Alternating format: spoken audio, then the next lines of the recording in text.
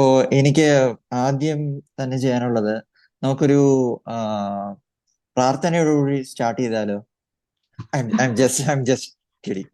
Okay. So എനിക്ക് ആദ്യം തന്നെ ചോദിക്കാനുള്ളത് സാറിന്റെ ആ, ടോമി സെബാസ്റ്റ്യൻ എന്ന് പറയുന്ന വ്യക്തിയെ കുറിച്ചാണ്. സാർ എങ്ങനെയാണ് ഈ ഒരു എയ്ത്തിസം നിരീശ്വരവാദത്തിലോട്ട് എത്തുന്നത് എങ്ങനെയാണ്? അല്ലെങ്കിൽ എന്താണ് ഈ ഒരു മതങ്ങളെയൊക്കെ വിമർശിക്കാനും അല്ലെങ്കിൽ ചോദ്യം ചെയ്യാനും അതിലോട്ടൊക്കെ തോന്നിപ്പിച്ചത് എന്താണ്? അതുപോലെ തന്നെ ഇതിന്റെ മതത്തിന്റെ ചരിത്രത്തെ കുറിച്ചൊക്കെ പഠിക്കാനും മോട്ടിവേറ്റ് ചെയ്തത് എന്താണ്? Okay, thank you Sabari. ആദ്യമായിട്ട് ഒരു റിക്വസ്റ്റ് ഉണ്ട്. ടോമി എന്ന് വിളിച്ചാൽ മതി. ഇനി അത് വിളിക്കാൻ ഓക്കെ. ബുദ്ധിമുട്ടാണ്, ടോമി ചേട്ടൻ എന്ന് വിളിച്ചാലും കുഴപ്പമില്ല. ഓക്കെ. ഓക്കെ. ഓക്കെ, ഞാനൊരു നല്ല കടുത്ത മതവിശ്വാസിയായിരുന്നു. 2014 ഭയങ്കരമായിട്ട് മതവിശ്വാസിയും പള്ളിയിലും ഒക്കെ ആയിട്ട് എനിക്ക് എല്ലാം ചെയ്തുകൊണ്ടിരുന്ന ഒരാളായിരുന്നു. ഓക്കെ. പെട്ടെന്ന് എന്താണ് സംഭവിച്ചതെന്ന് ചോദിച്ചു കഴിഞ്ഞാൽ, ഈ 2014 ആകുമ്പോഴത്തേക്കും ഈ ഇസ്രായേൽ, ഗാസ, പലസ്തീൻ ആ ഒരു വിഷയം വളരെ ശക്തമായിട്ട് ഒരിക്കൽ കൂടി ഉണ്ടായിരുന്നു.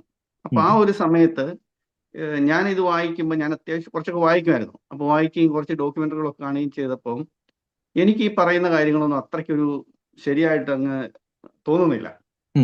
അപ്പൊ അത് എന്താണ് അതിന് കാരണം? ഞാൻ വീണ്ടും കുറെ കൂടി കാര്യങ്ങളൊക്കെ അന്വേഷിക്കുമ്പം ഈ ജൂതന്മാരെ ഇവരെല്ലാരും കൂടി ഇങ്ങനെ പറയാൻ മാത്രം അവരെന്താണ്, അവരവിടെ ഒരു സമൂഹമായിട്ട് താമസിക്കുന്നു. അപ്പൊ അതേക്കുറിച്ച് ഞാനിപ്പോ ഒന്നുകൂടിയൊക്കെ മനസ്സിലാക്കാൻ ശ്രമിച്ചപ്പോൾ, അങ്ങനെ ഞാൻ കുറച്ച് ഡോക്യുമെന്ററികളൊക്കെ നോക്കി കണ്ടുകൊണ്ടിരിക്കുമ്പോഴത്തേക്കാണ് ഇതേക്കുറിച്ച് യൂട്യൂബ് നമുക്ക് സജസ്റ്റ് ചെയ്ത് തരുന്ന ഒരു ഡോക്യുമെന്ററി ഉണ്ടായിരുന്നു. ഓക്കെ. അത് സി രവീന്ദ്രൻ പലസ്തീൻ ഇസ്രായേൽ പ്രശ്നത്തെക്കുറിച്ച് നടത്തിയിരിക്കുന്ന ഒരു പ്രഭാഷണമാണ്. അത് കേട്ടപ്പോൾ ഞാൻ വിചാരിച്ചു, ഇതാണല്ലോ ശരിക്കും എന്റെയും മനസ്സിലുണ്ടായിരുന്ന കുറെ കാര്യങ്ങൾ. കുറെ കൂടി എനിക്ക് ഒത്തിരി കാര്യങ്ങൾ മനസ്സിലാക്കാൻ പറ്റി. പക്ഷേ അങ്ങനെ ഒരു കാര്യം ഇവിടെ കേരളത്തിൽ ആരും പറയുന്നില്ല. ഇതാരാണ് ഈ ആള് എന്നറിയാനായിട്ട് ആളുടെ പേരൊക്കെ ഒന്ന് അടിച്ചു നോക്കി. അപ്പോൾ കുറെ വീഡിയോസ് ഇവിടെ കിടക്കുന്നു. അപ്പൊ അങ്ങനെ ഒന്ന് രണ്ട് വീഡിയോകൾ കണ്ടു. അപ്പം നാസ്തികനായ ദൈവം എന്നുള്ള വീഡിയോ കണ്ടു കഴിഞ്ഞപ്പോഴത്തേക്കും എനിക്ക് അത്ര ഇഷ്ടപ്പെട്ടില്ല. കാരണം നമ്മുടെയൊക്കെ മതവിശ്വാസത്തിന് നേരെയൊക്കെ പല ചോദ്യങ്ങളും പരിഹാസങ്ങളും ഒക്കെ വരുന്നു. പക്ഷെ ആള് പറഞ്ഞ കാര്യങ്ങൾ പറഞ്ഞു, ഞാനിങ്ങനെ ഇങ്ങനെ കേൾക്കുന്നത് ഒന്നുകൂടി സെർച്ച് ചെയ്ത് നോക്കും. അപ്പൊ നോക്കുമ്പം സംഭവം ശരിയാണ്. ഞാൻ മനസ്സിലാക്കിയിടത്തോളം കാര്യങ്ങൾ ബൈബിളിനെ കുറിച്ച് പറഞ്ഞിരിക്കുന്ന ഒക്കെ തന്നെ ശരിയാണ്. മറ്റേ മതത്തെ പറയുമ്പോൾ നമുക്ക് വളരെ കറക്റ്റ് ആയിട്ട് ശരിയാണെന്ന് മനസ്സിലാവും. പക്ഷെ നമ്മുടെ മതത്തെ വരുമ്പോഴത്തേക്കും ഇയാൾ മനസ്സിലാക്കിയതിൻ്റെ അകത്ത് കുറച്ച് പ്രശ്നമുണ്ട്. സംഭവം ഇതാണ്, ശരിയാണ്, അങ്ങനെ ആൾക്കാരെ കൊല്ലാൻ പറഞ്ഞിട്ടുണ്ട്, അതൊക്കെ പറഞ്ഞിട്ടുണ്ട്. പക്ഷെ അതിനെ നമ്മൾ ഈ അർത്ഥത്തിലല്ല മനസ്സിലാക്കേണ്ടത്. അതിന് വേറൊരു തിയോളജിക്കൽ ആയിട്ടുള്ള വേറെ അർത്ഥങ്ങൾ ഉണ്ടെന്നൊക്കെ നമ്മളങ്ങ് സ്വയം സമാധാനിക്കാൻ വേണ്ടി അങ്ങ് ശ്രമിച്ചു. പിന്നെ അതിന്റെ കൂട്ടത്തിൽ ഇത് എന്താ സംഭവം എന്ന് എനിക്കറിയില്ലല്ലോ. കാരണം ഞാൻ അതുവരെയും വിചാരിച്ചിരുന്ന ഈ എത്തിസ്റ്റുകൾ എന്നൊക്കെ പറഞ്ഞാല് മറ്റേ വീടും കുടുംബമൊന്നും ഇല്ല, കഞ്ചാവ് അടിച്ച് വഴി കിടക്കുക, ഇങ്ങനെ നടക്കുന്ന ടീമുകളാണെന്നുള്ള ഒരു ധാരണയാണ് പൊതുവിൽ എല്ലാവരും അന്ന് വരെ പ്രവർത്തിക്കൊണ്ടിരുന്നത്. ഞാനും അങ്ങനെ തന്നെയായിരുന്നു കരുതിയിരുന്നത്. അപ്പൊ ഞാനിങ്ങനെ നോക്കുമ്പോഴത്തേക്കും പിന്നെ ജബ്ബാർ മാഷിന്റെ പ്രഭാഷണം, അത് ഞാൻ കുറെ കേട്ടു. ഞാൻ പുള്ളിയുടെതെല്ലാം തിരിഞ്ഞു പിടിച്ചിരുന്ന് കണ്ടു. അപ്പോഴത്തേക്കും ശരിക്കും ഞാൻ അപ്പോഴാണ് ആലോചിച്ചത്, കേരളത്തിൽ ഇങ്ങനെയൊക്കെ മനുഷ്യന് പറയാൻ പറ്റുമോ? മതത്തിനെതിരായിട്ടൊക്കെ പറയാൻ പറ്റുമോ? അന്നത്തെ നമ്മുടെ എന്ന് വെച്ചാൽ മതത്തിനെതിരെ ഒന്നും പറയാൻ പാടില്ല എന്നുള്ളതായിരുന്നു. അപ്പൊ പിന്നെ അതൊരു ഭയങ്കരമായിട്ടൊരു താല്പര്യമായിരുന്നു, ഇവർ പറയുന്നത് എന്താണെന്ന് കേൾക്കണം. ജസ്റ്റ് മതം മാത്രമല്ല, അഗസ്റ്റസ് മോറിസിൻ്റെത്, അങ്ങനെ ആ എസൻസിന്റെ ആ ഒരു ഇതിലുണ്ടായിരുന്ന മുഴുവൻ ആളുകളുടേതും പ്രഭാഷണങ്ങൾ ഞാൻ തേടി പിടിച്ചിരുന്നുകൊണ്ട് കാണും. കണ്ടു കഴിഞ്ഞിട്ട് നമ്മളിത് കണ്ട് മനസ്സിലാക്കി കഴിയുമ്പോൾ നമുക്ക് വല്ലാത്തൊരു സംഭവമാണ്. അതായത് ഈ കാര്യം ആരോടെങ്കിലും ഒന്ന് പറഞ്ഞേ മതിയാവുള്ളൂ എന്നൊരു വല്ലാത്തൊരു തോന്നല്. പക്ഷെ പറയാൻ പേടി. ആരോടാണ് പറയേണ്ടത്? അന്ന് ഫേസ്ബുക്കിലൊന്നും അത്ര ആൾക്കാരധികം ഇല്ല. അങ്ങനെയുള്ള കാര്യങ്ങളൊന്നുമില്ല. നമ്മുടെ എന്തെങ്കിലും ഫോട്ടോകൾ, ഒന്നോ രണ്ടോ ഫോട്ടോകളൊക്കെ ഇടാൻ വേണ്ടി മാത്രമാണ് നമ്മൾ ഫേസ്ബുക്ക് ഒക്കെ ഉപയോഗിച്ചുകൊണ്ടിരുന്നത്. പക്ഷെ ഇത് കുറഞ്ഞ നാൾ കഴിയുമ്പോഴത്തേക്കും നമുക്ക് അങ്ങനെ അങ്ങ് അടക്കി വെക്കാൻ പറ്റില്ല എന്ന് തോന്നും. ആരെങ്കിലും ഈ കാര്യം പറയുമ്പോഴത്തേക്കും നമ്മൾ പറയും, അത് ശബരി, അത് അങ്ങനെയല്ല കേട്ടോ, അതിന്റെ പിന്നിൽ ഇങ്ങനെ ഒരു ചരിത്രം ഉണ്ട് കേട്ടോ എന്ന് നമ്മളൊന്ന് പറയും. അപ്പം അയാൾക്കും ചിലർക്ക് അത് ഇഷ്ടപ്പെടും, ചിലർക്ക് ഇഷ്ടപ്പെടുകയില്ല. അപ്പൊ നമ്മൾ കുറച്ചുകൂടി അങ്ങ് പറഞ്ഞു വരുമ്പോഴത്തേക്കും നമ്മൾ ഈ ആരോടും മിണ്ടരുത് എന്ന് പറഞ്ഞ് മനസ്സിൽ വെച്ചിരുന്ന കാര്യം ഒരു 1-2 വർഷം കഴിയുമ്പോഴത്തേക്കും നമ്മൾ അറിയാതെ അവിടെ ഇവിടെയൊക്കെ പറയാൻ പോകും. പക്ഷെ എന്റെ കാര്യത്തിൽ അത് കുറെ കൂടി നീണ്ടു. 2015-ലും 2016-ലും 2017-ലും ഞാൻ ആരോടും പറഞ്ഞിട്ടില്ല. 3 വർഷത്തോളം പുറത്താരും അറിഞ്ഞിട്ടില്ല. പിന്നെ എന്താ വെച്ചാല് ഒരു സംഭവം ഉണ്ടായത് എന്താ വെച്ചാല്, ഈ ആർസിനെയൊക്കെ ഞാനന്ന് ഫോളോ ചെയ്യുമായിരുന്നു. ഫേസ്ബുക്കിൽ അവരെന്ത് എഴുതുന്നു ഇതൊക്കെ നോക്കും, യൂട്യൂബിൽ വരുന്ന വീഡിയോകൾ കാണും. അത് വീഡിയോകളൊക്കെ ചിലപ്പം 1, 2, 3 പ്രാവശ്യം വൈശാഖ് തമ്പിയുടെ ഒക്കെയാണ് ചിലപ്പോൾ 4, 5 പ്രാവശ്യം കണ്ടാലേ നമുക്ക് മനസ്സിലാകത്തുള്ളൂ പലതും. മനസ്സിലായി. അങ്ങനെയൊക്കെ ഇരുന്ന് കാണുമായിരുന്നു. ഉം, അപ്പൊ അത് കഴിഞ്ഞ് അങ്ങനെ ഇരിക്കുമ്പോഴത്തേക്കാണ് RC ഫേസ്ബുക്കില് നെക്സ്റ്റ് ഇവന്റ് എന്നും പറഞ്ഞിട്ട് ഇങ്ങനെ ഒരു പോസ്റ്റ് ഇടുന്നു. ഉം, അതിലെഴുതിയിരിക്കുന്നു UK-ല് 2 ആഴ്ചത്തെ പരിപാടികളുമായിട്ട് UK-ക്ക് പോകുന്നുണ്ട്. ഉം, ഉം, അപ്പൊ അതുവരെയും ഞാൻ ഇദ്ദേഹത്തെ ഒന്ന് നേരിട്ട് കാണാൻ പറ്റുമായിരുന്നെങ്കിൽ ഒരു സംസാരിക്കാൻ പറ്റണം എന്നൊക്കെ ആഗ്രഹിച്ചിരുന്നു. ഉം, അപ്പൊ ഞാൻ ജസ്റ്റ് ആ ഫേസ്ബുക്ക് പോസ്റ്റിന്റെ അടിയിൽ ഒരു കമന്റ് ആയിട്ട് ഇട്ടു, ഞാൻ അയർലൻഡിലാണ്, ഉം, ഇവിടെ ഒരു പരിപാടി നടത്താൻ പറ്റുമോ, UK-ൽ നിന്ന് 1 മണിക്കൂർ നേരത്തെ യാത്രാ ദൂരമേ ഉള്ളൂ എന്നിങ്ങനെ പറഞ്ഞു. ഉം, ഉം, അപ്പോൾ തന്നെ അതിന്റെ അടിയിൽ ഒരു തംസപ്പ് അല്ലേ ഉം, അത് ഉം, വന്നു. ഉം, അപ്പൊ ഇതെന്താ ഉദ്ദേശിച്ചതെന്ന് എനിക്ക് അന്നേരം മനസ്സിലായില്ല. ഉം, അപ്പൊ ഞാൻ പിന്നെ പുള്ളിക്ക് ഫോൺ നമ്പറൊന്നും അറിയില്ല, ഉം, മെസ്സഞ്ചറിൽ നോക്കിയാൽ കാണുമോ എന്ന് അറിയില്ല, എന്നാലും ഒന്ന് ഒരു മെസ്സേജ് അയച്ചേക്കാന്ന് വിചാരിച്ചിട്ട് ഞാൻ ഇങ്ങനെ എഴുതി, ഈ കമന്റ് അയച്ച ടോമി സെബാസ്റ്റ്യൻ എന്ന് പറയുന്ന ആളാണ്, ഉം, അയർലൻഡിൽ ഒരു പരിപാടി നടത്തണം എന്ന് താല്പര്യമുണ്ട്, പറ്റുമോ, അങ്ങനെയാണെങ്കിൽ ആരെയാണ് കോൺടാക്ട് ചെയ്യേണ്ടതെന്ന് ചോദിച്ചു. ഉം, അപ്പൊ മെസ്സേജ് അയച്ച 2 മിനിറ്റ് കഴിഞ്ഞപ്പോൾ തന്നെ തിരിച്ചൊരു മറുപടി വന്നു. 2, 3 പേരുടെ പേര് പറഞ്ഞു, ഇനി ആളുകളെ കോൺടാക്ട് ചെയ്തോളൂ, ഞാൻ തയ്യാറാണെന്ന് പറഞ്ഞോളൂ, ഉം, ഉം, നിങ്ങൾ അവരോട് ചോദിച്ച് ഡിസ്കസ് ചെയ്ത് ഡേറ്റ് ഒക്കെ തീരുമാനിച്ചിട്ട് പറഞ്ഞാൽ മതി എന്ന് പറഞ്ഞു. ഉം, അപ്പോൾ ആവേശത്തിന് ഞാൻ ചാടി പറഞ്ഞാലും എനിക്കിവിടെ ഒരു എത്തിയസ്റ്റിനെയും പരിചയമില്ല, ഞാൻ തന്നെ ഇങ്ങനെ പരിപാടി സംഘടിപ്പിക്കുന്നത്. ഉം, അപ്പൊ ഞാൻ ഇങ്ങനെ ഫേസ്ബുക്കിലൊക്കെ 1, 2 കാര്യങ്ങളൊക്കെ ഇങ്ങനെ എഴുതുന്ന 2, 3 പേരെ പരിചയമുണ്ട്. ഉം, അപ്പൊ അവരെയൊക്കെ വിളിച്ചു ചോദിച്ചു, ഇങ്ങനെ രവിചന്ദ്രൻ സി എന്ന് പറയുന്ന ആളെ അറിയുമെന്ന് ചോദിച്ചു. അത് പറഞ്ഞാൽ പിന്നെ അറിയും, ഭയങ്കര എത്തിയസ്റ്റ് ആണെന്നൊക്കെ പറഞ്ഞു. അപ്പൊ പറഞ്ഞു പുള്ളി ഇങ്ങനെ UK-ൽ വരുന്നുണ്ട്. അപ്പൊ ഞാൻ ഇങ്ങനെ ചോദിച്ചപ്പോൾ പുള്ളി ഇവിടെ വേണേ വരാമെന്ന് പറഞ്ഞു, നമുക്ക് ഇവിടെ ഒരു പരിപാടി നടത്താൻ പറ്റുമോ എന്ന് ചോദിച്ചു. അപ്പൊ അവർ പറഞ്ഞു നമുക്കൊന്ന് നോക്കാം എന്ന് പറഞ്ഞു. അങ്ങനെ അവര് കുറച്ച് പേരെ, അതായത് ഇവിടെ വേറൊരു എത്തിയസ്റ്റിന്റെ ഒരു ഗ്രൂപ്പ് ഉണ്ടായിരുന്നു, അതൊന്നും എനിക്കറിയില്ലായിരുന്നു. ഉം, ഉം, അത് മെയിൻലി ഒരു രാഷ്ട്രീയത്തിന്റെ ഒരു സപ്പോർട്ടിൽ നിന്നിരുന്ന ഒരു ഗ്രൂപ്പ് ആളുകളായിരുന്നു. അപ്പൊ അവരെല്ലാം കൂടെ വന്നു പറഞ്ഞു ശരി നമുക്ക് നോക്കാം. അങ്ങനെ ആ പരിപാടിക്ക് വേണ്ടിയിട്ട് നോക്കി, പരിപാടി നല്ല സക്സസ് ആയിട്ട് കഴിഞ്ഞു. പോയി. ഉം, 2010-ലാണത്. ഉം, ഉം, അപ്പോഴാണ് ആദ്യം ഞാൻ RC നേരിട്ട് കാണുന്നത്. RC വന്ന് അതെല്ലാം സംസാരമൊക്കെ കഴിഞ്ഞു. അത് കഴിഞ്ഞിട്ട് കുറച്ച് കഴിഞ്ഞപ്പോഴത്തേക്കും ഞാൻ ഈ മതങ്ങളുടെയൊക്കെ കാര്യം ഒരു ഒരു ചെറിയൊരു സ്റ്റോറി കേൾക്കാനിടയായി. അതായത് ബൈബിളിലുള്ള നോഹയുടെ പ്രളയകഥ അതിനൊക്കെ മുമ്പേ ഉണ്ടായിരുന്ന ഗിൽഗാമേഷിന്റെ പ്രളയകഥയിൽ നിന്നാണെന്ന് എവിടുന്നോ ഞാൻ കേട്ടതാണ്. അത് എവിടുന്നാണെന്ന് ഞാൻ കൃത്യമായിട്ട് ഓർക്കുന്നില്ല. ഉം, ഉം, അപ്പൊ ഞാൻ ഈ ഗിൽഗാമേഷിന്റെ പ്രളയകഥ ഇതെന്നാന്ന് അറിയാനായിട്ട് ഇതിന്റെ സ്പെല്ലിംഗ് പോലും അറിയില്ല. ഞാൻ ഇങ്ങനെ തപ്പി തപ്പി തപ്പി അവസാനം നോക്കുമ്പം ഉം, എപ്പിക് ഓഫ് ഗിൽഗാമേഷ് എന്ന് കണ്ടു. അപ്പൊ ഞാൻ ഉം, വായിച്ചു നോക്കുമ്പോഴത്തേക്കും ബൈബിളിൽ വായിച്ചിരിക്കുന്ന പോലത്തെ തന്നെ ഒരു കഥ. ഉം, അപ്പൊ എനിക്ക് തോന്നി ഇത് തമ്മിൽ അത് അങ്ങോട്ട് വരണമെന്നുണ്ടെങ്കിൽ അവിടെയുള്ള ആളുകൾ പറഞ്ഞായിരിക്കുമല്ലോ. ഉം, അപ്പൊ ഞാൻ അതിന്റെ ബാക്കി നമ്മൾ വിക്കിപീഡിയ ഒക്കെ ചിലരൊക്കെ പറയും ഭയങ്കര എന്താണ് മാനിപ്പുലേറ്റഡ് ആണ്, ആർക്കും എന്ത് വേണേലും എഴുതി വെക്കാം എന്നൊക്കെ പറയും. ഉം, പക്ഷെ ഞാൻ അതിന്റെ ഇടയിൽ സജസ്റ്റീവ് ആയിട്ട് വരുന്ന ഇതുണ്ട്, പിന്നെ അതിന്റെ കണക്ഷൻസ് ഒക്കെ ഉണ്ടാവുമല്ലോ. ആ, അത് വെച്ച് നോക്കുമ്പം ഇതേപോലെയുള്ള കുറെ കഥകൾ ബൈബിളുമായിട്ടൊക്കെ ബന്ധപ്പെട്ട് കിടക്കുന്നു. ഉം, അപ്പോഴാണ് എനിക്കൊരു സംശയം, ഇത്രയൊക്കെ ഉണ്ടെങ്കിൽ ഇത് പിന്നെ ഇത് എഴുതിയിരിക്കുന്നത് അതിന് മുൻപാണ്. ഉം, പിന്നെ ഞാൻ അങ്ങൊരു ഇതെന്താണെന്ന് അറിയണമെന്ന് വിചാരിച്ചുകൊണ്ടിരുന്ന് ഇങ്ങനെ ഇരുന്ന് സെർച്ച് ചെയ്ത് പോകുമ്പോഴത്തേക്കും കുറെ കാര്യങ്ങളൊക്കെ അങ്ങ് മനസ്സിലാവുന്നുണ്ട്. നമ്മുടെ പഴയ ധാരണകളും നമ്മളെ ഉം, സൺഡേ സ്കൂളിലും അവിടെ ഒന്നും പഠിപ്പിച്ച കാര്യങ്ങളല്ലാത്ത കുറെ കാര്യങ്ങൾ ചരിത്രത്തിൽ പുറകിൽ പിന്നാമ്പുറത്ത് കിടപ്പുണ്ടെന്ന് മനസ്സിലാവുന്നുണ്ട്. ഉം, ഉം, അപ്പൊ പിന്നീട് ഞാൻ ഒരിക്കൽ ഇതേപോലെ ഒരു 2, 3 സുഹൃത്തുക്കൾ ഒന്നിച്ചിരിക്കുമ്പോഴത്തേക്കും ഒരു സംസാരം മധ്യേ ഞാൻ പറഞ്ഞു ഈ മതങ്ങളും ഇതൊക്കെ ഇങ്ങനെയാണ് ഉണ്ടായിരിക്കുന്നത്. ഉം, കാരണം ഈജിപ്തിലുണ്ടായിരുന്ന ഒരു ദൈവമായിരുന്നു ലാഹ് എന്ന് പറയുന്ന ദൈവം. ഉം, അപ്പൊ ആ ലാഹ് എന്ന് പറയുന്ന ദൈവം തന്നെയാണ് യാഹ് എന്ന് പറയുന്ന ദൈവമായിട്ട് ഭാഷയിലുണ്ടായിരുന്ന ചെറിയ വ്യത്യാസം മാത്രമേ ഉള്ളൂ. ഉം, ഉം, അവിടുത്തെ ലാഹ് അവിടുത്തെ ഒരു ചന്ദ്രദേവനായിരുന്നു. ഉം, ഉം, ചന്ദ്രനെ ആരാധിക്കുന്നതിന് കാരണങ്ങൾ ആ ചന്ദ്രന്റെ വൃദ്ധിക്ഷയങ്ങളൊക്കെ അതുകൊണ്ടാണ്. ഉം, അവിടെ ഉണ്ടായിരുന്ന മനസ്സിലായി. ഒരു ദൈവമായിരുന്ന ലാഹ് അറേബ്യൻ പ്രദേശത്തെ ആളുകൾ അവര് അൽ ലാഹ അല്ലും കൂടെ ചേർത്തിട്ട് ബഹുമാന പുരസരം അല്ലും കൂടെ ചേർത്ത് ഉം, അല്ലാഹ് എന്ന് വിളിച്ചതാണ് അല്ലാഹു ആയത്. അപ്പൊ ഉം, ഇങ്ങനെ കുറച്ച് കാര്യങ്ങൾ പറഞ്ഞപ്പോഴത്തേക്ക് അവിടെ ഉണ്ടായിരുന്ന ഒരാൾ പറഞ്ഞു, പുള്ളി പറഞ്ഞു ഇത് നിങ്ങൾക്ക് ഒരു പ്രസന്റേഷൻ ആയിട്ട് ചെയ്തുകൂടെ എന്ന് ചോദിച്ചു. ഉം, ഉം, ഞാൻ പറഞ്ഞു അയ്യോ പ്രസന്റേഷൻ അതൊന്നും പറ്റത്തില്ല, കാരണം ഇങ്ങനെ നിങ്ങളുടെ അടുത്ത് ഇരുന്ന് പറയുന്ന പോലെ അല്ലല്ലോ മറ്റുള്ളവരുടെ മുമ്പിൽ എന്ന് പറയുന്നത്. ഉം, ഉം, അതൊരു ഇതായിരുന്നു. അന്ന് പുള്ളി പറഞ്ഞല്ല നിങ്ങളിത് ചെയ്താൽ നന്നാവും എന്ന് പറഞ്ഞു. അപ്പൊ ഉം, എനിക്ക് തോന്നി നോക്കിയാലോ എന്ന് വിചാരിച്ചിട്ട് പിന്നെ ഞാൻ അതൊക്കെ ഒരു പ്രസന്റേഷൻ സ്റ്റൈലിലേക്ക് ഒരു സ്ലൈഡൊക്കെ വെച്ച് ശരിയാക്കി നോക്കി. ഉം, അതിൻ്റെ അത് കുറെ മിസ്റ്റേക്കുകളുണ്ട്, കാരണം ആദ്യത്തെ ഒരു പ്രസന്റേഷൻ ആണ്. ഉം, അപ്പം ഒരാൾ ഇവിടെ പറഞ്ഞിരുന്നു ടോമി സെബാസ്റ്റിന്റെ പിന്നെ 20 മിസ്റ്റേക്കുകൾ എന്ന് പറഞ്ഞുകൊണ്ട് ഒരു വീഡിയോ ഒക്കെ ഇറക്കിയായിരുന്നു. ആ, ആ, ആ, പുള്ളി അതിനകത്ത് പറഞ്ഞത് ടോമി സെബാസ്റ്റ്യൻ ഈ ഭൂമിയിലെ, എനിക്ക് പെട്ടെന്ന് പറയുമ്പം നമ്മുടെ ഭൂമിയിലെ ഉം, വെള്ളം അത് ഉം, ഈർപ്പമായിട്ട് മുകളിലോട്ട് പോകുന്നതാണ് മേഘം എന്ന് ഞാൻ പറഞ്ഞു. അപ്പൊ ഉം, പുള്ളി പറഞ്ഞിരിക്കുന്നു ഈർപ്പമല്ല, അത് നീരാവിയാണ്. ഉം, ഇത് രണ്ടും തമ്മിൽ വ്യത്യാസം ഉണ്ടെന്നൊക്കെ പറഞ്ഞുകൊണ്ടെങ്കിൽ അങ്ങനെയൊക്കെ ആയിരുന്നു. ഞാൻ ഉം, പറഞ്ഞു തന്നേ മാത്രമേ ഉള്ളൂ. ഉം, അപ്പൊ മനസ്സിലായി. ഇങ്ങനെ ആ പ്രസന്റേഷൻ കഴിഞ്ഞപ്പം ഒരുപാട് പേരത് കണ്ടിട്ട് എനിക്ക് മെസ്സേജ് അയച്ചു. ഉം, ഇത് ഞങ്ങൾ ആദ്യമായിട്ട് കേൾക്കുന്ന ഒരു ഇതാണ്.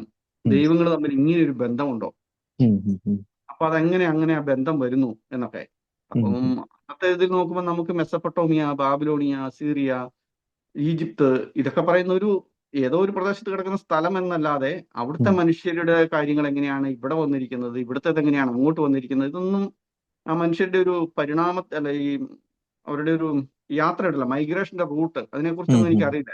ഉം, ഉം, ഉം, അത് കഴിഞ്ഞപ്പോൾ എനിക്ക് തോന്നി ഈ മൈഗ്രേഷന്റെ റൂട്ട് ഇത് ഇങ്ങോട്ട് വരണം എന്നുണ്ടെങ്കിൽ എന്തെങ്കിലും കാര്യമുണ്ട്. അവിടുത്തെ ഉം, മനുഷ്യർ എങ്ങനെയാണ് ഇവിടെ വരിക? അത് ഉം, ഞാനൊരു അന്വേഷണമായിട്ട് ഇങ്ങനെ ഇങ്ങനെ കുറെ വായിച്ചും പിന്നെ കുറച്ച് വീഡിയോസും ഒക്കെ കണ്ടിട്ടൊക്കെ ഇരിക്കുമ്പോഴത്തേക്കാണ് മറ്റേ ഏർലി ഇന്ത്യൻസ് എന്ന് പറഞ്ഞ ബുക്കൊക്കെ വരുന്നു.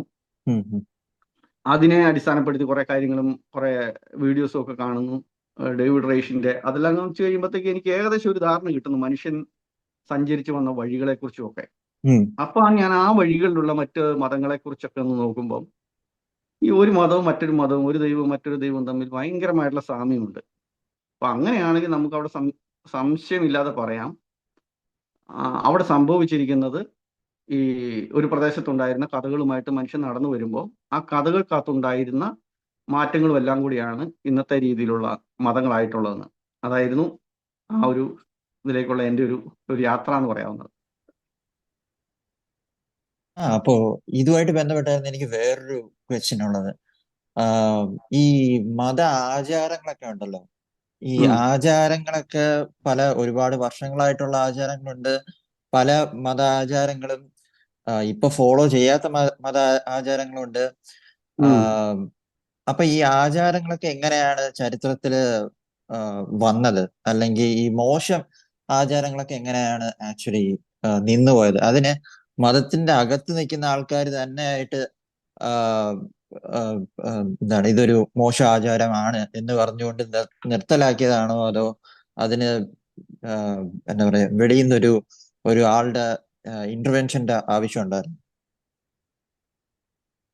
ഒരു മതവും അത് കുറച്ചാൾ കഴിയുമ്പോഴത്തേക്കും മതത്തിന്റെ ഒരു പ്രത്യേകത എന്ന് പറഞ്ഞാൽ അത് ഈ കെട്ടിക്കിടക്കുന്ന വെള്ളം പോലെയാണ്. അത് ഏത് കാലത്തുണ്ടായോ അന്നത്തെ സാമൂഹിക സാഹചര്യങ്ങളും അതൊക്കെ വെച്ചുകൊണ്ട് ആരൊക്കെയോ പറഞ്ഞിരിക്കുന്ന കാര്യങ്ങൾ എഴുതി വെച്ചിരിക്കുന്നു എന്നുള്ളതാണ്. ഉം, അപ്പൊ അതിനൊരിക്കലും അതിനെ തന്നെ പരിഷ്കരിക്കാൻ പറ്റത്തില്ല. അതിനെ പരിഷ്കരിക്കണം എന്നുണ്ടെങ്കിൽ പുറമേ നിന്നുള്ള നല്ല ഫോഴ്സ് ചെലുത്തിയാൽ മാത്രമേ ഉണ്ടാകത്തുള്ളൂ. അതല്ല ഏത് മതത്തിന്റെ കാര്യത്തിൽ നോക്കിയാലും അങ്ങനെ തന്നെയാണ്. ഉം, ഉദാഹരണമായിട്ട് ഹിന്ദു മതത്തിൽ സതി എന്ന് പറയുന്ന സംഭവമുണ്ട്. ഉം, സതി ഒരു ദിവസം ഹിന്ദുക്കള് ഇനി ഇത്രയും നാൾ നമ്മൾ വെച്ചില്ല, ഇനി അങ്ങ് മാറ്റിയേക്കാന്ന് വിചാരിച്ചിട്ട് മാറ്റിയതല്ല. ഉം, ഉം, അതിനെതിരായിട്ട് ഒരുപാട് പ്രൊട്ടസ്റ്റുകൾ ഉണ്ടായിരുന്നു. ഉം, അതിന്റെയൊക്കെ ഒരു ഫലമായിട്ടാണ് ഇതെല്ലാം ഉണ്ടായിരിക്കുന്നത്. ഉം, ഇപ്പം ഉം, ജാതി സംബന്ധിച്ച് വൈക്കം സത്യാഗ്രഹം, ഈ ഉം, താഴ്ന്ന ജാതിക്കാർ എന്ന് പറയുന്നവർക്ക് വഴി നടക്കാൻ പോലും അവസരമില്ലാതിരുന്നിടത്തു നിന്നും അതിനു ഉം, വേണ്ടിയിട്ട് നടന്ന ഒരുപാട് പ്രൊട്ടസ്റ്റും അതേ തുടർന്നുണ്ടായിരുന്ന ഒരുപാട് കാര്യങ്ങൾ ഗത്യന്തരമില്ലാതെയാണ് മതം അവിടുന്ന് മാറ്റാൻ സമ്മതിച്ചത്. ഉം, ഉം, നമ്മൾ അയ്യങ്കാളിയുടെ കാര്യം കേട്ടിട്ടുണ്ട്. ഉം, ഉം, ആം, പിന്നോക്ക വിഭാഗത്തിൽപ്പെട്ടവർ എന്ന് പറയുന്നവർക്ക് സ്കൂളിൽ പോകാൻ അനുവാദമില്ലാത്തടത്തു നിന്നും ആ ഉം, മനുഷ്യൻ കാണിച്ചിരിക്കുന്ന വലിയൊരു പ്രൊട്ടസ്റ്റും അതേ തുടർന്ന് ഇവിടെ കേരളത്തിൽ ഉണ്ടായിരിക്കുന്ന ഒരു കാർഷിക രംഗത്തുണ്ടായിരിക്കുന്ന ഒരു പ്രശ്നങ്ങളോ ഒക്കെ ഉണ്ട്. ഉം, അങ്ങനെ വന്നിട്ട് യാതൊരു നിവൃത്തിയുമില്ല, ഇനി മുമ്പോട്ട് പോയി കഴിഞ്ഞാൽ ഇവിടെ പ്രശ്നമാകും എന്ന് മനസ്സിലായ സാഹചര്യത്തിൽ മാത്രമാണ് അതിനെയൊക്കെ മാറ്റാനായിട്ട് തുടങ്ങിയിട്ടുള്ളത്. ഉം, ഉം, ഇപ്പോ ശരിയാ നിയമം ഉം, ശരിയാ നിയമം വേണമെന്നാണ് മതവിശ്വാസികൾ എല്ലാവരും പറയുന്നത്. ഉം, അപ്പൊ അതിൻ്റെ അകത്ത് തന്നെ പറഞ്ഞിരിക്കുന്ന പല കാര്യങ്ങളും ഇപ്പോൾ ചിലതൊക്കെയെങ്കിലും അവർ ഒഴിവാക്കാൻ തയ്യാറായിരിക്കുന്നത് എന്തുകൊണ്ടാണ്? മറ്റുള്ളവരുടെ അടുക്കൽ നിന്നുള്ള ആ ഒരു വലിയ പ്രഷർ മൂലമാണ്. ഉം, ഉം, ബഹുഭാര്യാത്വം ഉം, ഉം, ബഹുഭാര്യാത്വം ഇതുണ്ടെങ്കിലും എന്തുകൊണ്ടാണ് ചെയ്യാത്തത്? ബഹുഭാര്യാത്വം നടത്തുന്നവർക്കുണ്ടാകുന്ന സാമൂഹ്യപരമായിട്ടുള്ള മറ്റു പ്രശ്നങ്ങളുണ്ട്. ഉം, ഉം, ചിലപ്പം ആദ്യത്തെ ഭാര്യ പോയി ആത്മഹത്യ ചെയ്ത് കഴിഞ്ഞാൽ ഇപ്പം പിന്നെ പോയി ജയിലിൽ കിടക്കേണ്ടതായിട്ട് വരും. ഉം, ഉം, അങ്ങനെയുള്ള പല പ്രശ്നങ്ങളും വരുന്നത് കൊണ്ട് മാത്രമാണ് ഈ ബഹുഭാര്യാത്വം പോലുള്ള കാര്യങ്ങൾ ഒഴിവായി പോകുന്നത്. അപ്പം ഉം, പുറത്തു നിന്നുള്ള ഒരു ശക്തമായിട്ടുള്ള ഫോഴ്സ് ഇല്ലാതെ ഉം, ഒരു മതവും അത് പരിഷ്കരിക്കാനുള്ള സാധ്യത വളരെ വളരെ വളരെ കുറവാണ്. ഉം, ഉം, ഉം. പക്ഷേ ഇവിടെ ഇപ്പോ ശ്രീനാരായണ ഗുരുവിന്റെ ഒക്കെ കാര്യം പറയുമ്പോൾ ആൾക്കാർ പറയുന്നത് വെച്ചാൽ പുള്ളി ഒരു വിശ്വാസിയായിരുന്നു. വിശ്വാസിയായി നിന്നുകൊണ്ട് തന്നെ മതത്തിന്റെ അകത്ത് നിന്നുകൊണ്ടാണ് ഈ ഒരു പരിഷ്കരണം കൊണ്ടുവന്നത് എന്നാണല്ലോ. അപ്പോ അതെ. yeah. ആ അദ്ദേഹം മതത്തിന്റെ അകത്തെന്ന് പറഞ്ഞാൽ അദ്ദേഹം അല്ലായിരുന്നു മതം. മതം അദ്ദേഹത്തിന്റെ പുറത്തായിരുന്നു. അദ്ദേഹത്തിന് ആ മതത്തിന്റെ അകത്ത് വിശ്വസിക്കുമ്പോൾ പോലും ഉം, അതിൻ്റെ അകത്തുള്ള കുറെ കാര്യങ്ങൾക്കെതിരായിട്ട് തോന്നിയ ഒരു വ്യക്തിയാണ്. ഉം, അതിൽ തന്നെയും അദ്ദേഹം ആദ്യം എടുത്തിരുന്ന സ്റ്റാൻഡ് അല്ല പിന്നീട് വന്നത്. ഉം, ഉം. ആദ്യം അദ്ദേഹം ചിന്തിച്ചിരുന്ന പല കാര്യങ്ങളും തെറ്റാണെന്ന് പിന്നീട് അദ്ദേഹത്തിന്റെ പ്രവർത്തന മേഖലകളിലൂടെ മനസ്സിലായി കഴിഞ്ഞപ്പം Right. അദ്ദേഹം കുറച്ചുകൂടി കാര്യങ്ങൾ പറഞ്ഞു. പക്ഷേ അദ്ദേഹം എന്തെല്ലാം കാര്യങ്ങൾ ആ മതത്തിനെതിരായിട്ട് പറഞ്ഞോ അതെല്ലാം ആ മതം അടക്കം അദ്ദേഹത്തെ എടുത്ത് മാറ്റി നിർത്തുകയാണ് ചെയ്തത്. ഉം, അല്ലെ? ഉം, ഉം. Right, right. Yes. അവസാനം അദ്ദേഹം ഒരു ദൈവനിരാസം എന്ന് പറയുന്ന ഒരു സ്ഥിതിയിലേക്ക് വരെ എത്തിയിട്ടുണ്ടായിരുന്നു. പക്ഷെ അവിടെയൊക്കെ അവരെ അദ്ദേഹത്തെ മാറ്റിക്കളയുക ചെയ്തത്. ഉം, ഉം, ഉം. പിന്നെ ഇനി എനിക്ക് ചോദിക്കാനുള്ളത്, അന്ന് ഇവിടെ നടത്തിയ ടൊറൻഷ്യയില് നടത്തിയ ഒരു ഭഗവത്ഗീതയെ കുറിച്ച് നടത്തിയ ഒരു പ്രഭാഷണം ഇല്ലായിരുന്നു? ആ. അപ്പോ അതുമായിട്ട് അത് നല്ല വൈറലായ ഒരു സംഭവമാണ്, കോൺട്രവേഴ്ഷ്യൽ ആയ ഒരു സംഭവമായിരുന്നു. അതുകൊണ്ട് എന്തെങ്കിലും ഒരു ഒരു ഭീഷണിയോ ആരെങ്കിലും ആം, അങ്ങനെ ഒരു വയലന്റ് ആയിട്ടുള്ള ഒരു റെസ്പോൺസോ അങ്ങനെ എന്തെങ്കിലും ഉണ്ടായിരുന്നു? നമ്മളെ പേടിപ്പിച്ചു കഴിഞ്ഞാൽ നമ്മൾ ആദ്യം തന്നെ പേടിക്കുമല്ലോ. ഉം, ഉം, പേടിയില്ല എന്നൊക്കെ നമ്മൾ വെറുതെ പറയാന്നല്ലാതെ പേടിക്കും. നമ്മളിപ്പം എന്ന് പറഞ്ഞാലും നാളെ ഇപ്പൊ എന്ത് സംഭവിച്ചാൽ എന്താവും എന്നൊരു ഇതുണ്ട്. ഉം, ഉം. അങ്ങനെ ഒരു പേടി ഉണ്ടായിരുന്നു തീർച്ചയായിട്ടും. കാരണം ഒന്ന് രണ്ട് പേര് വീഡിയോ ഒക്കെ ഇട്ടിരുന്നു. അവന്റെ വീട് ഞാൻ കണ്ടെത്തിയിട്ടുണ്ട്, വീട് ആക്രമിക്കും, ഞങ്ങളുടെ ആളുകൾ പുറപ്പെട്ടു കഴിഞ്ഞു എന്നൊക്കെ പറയുമ്പോൾ നമ്മൾ വിചാരിക്കും നാട്ടിൽ നമ്മുടെ ബന്ധുക്കൾക്ക് നമ്മൾ ഇവിടെ എന്തെങ്കിലും പറഞ്ഞതിന്റെ പേരിൽ അവർക്കൊരു ബുദ്ധിമുട്ടുണ്ടാകുന്നതിനെ കുറിച്ച്.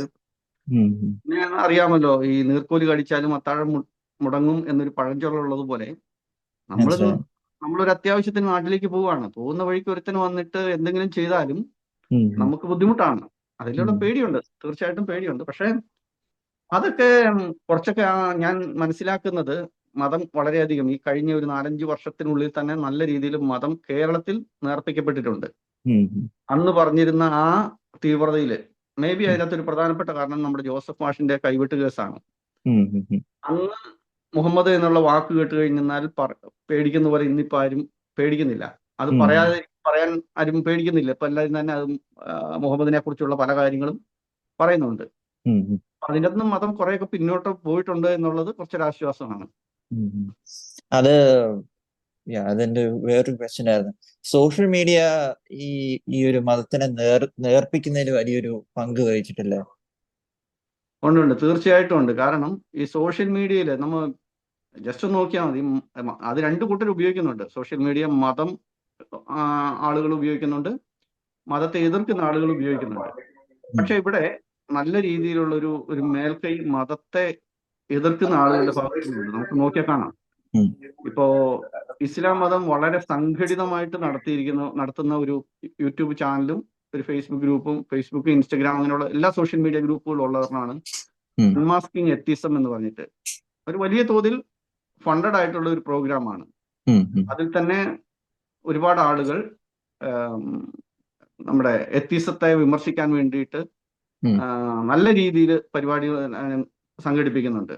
ഉം. പക്ഷെ അവരുടെ യൂട്യൂബിലുള്ള വീഡിയോകളുടെ ഒരു വ്യൂവർഷിപ്പ് നോക്കിക്കഴിഞ്ഞാൽ വളരെ കുറവാണ്. ഇത് വളരെ ശോകമാണ്. 2000, 3000, ഒരു 10,000-ന് മുകളിലോട്ടുള്ളതൊക്കെ വളരെ കുറവാണ്.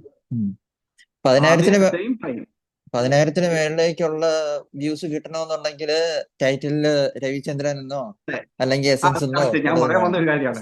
അങ്ങനെയുള്ള ഒന്ന് രണ്ട് കാര്യങ്ങൾ വേണം, എങ്കിൽ ഉം, മാത്രമേ അതിൻ്റെ അകത്തോട്ട് വ്യൂസ് വരുന്നുള്ളൂ.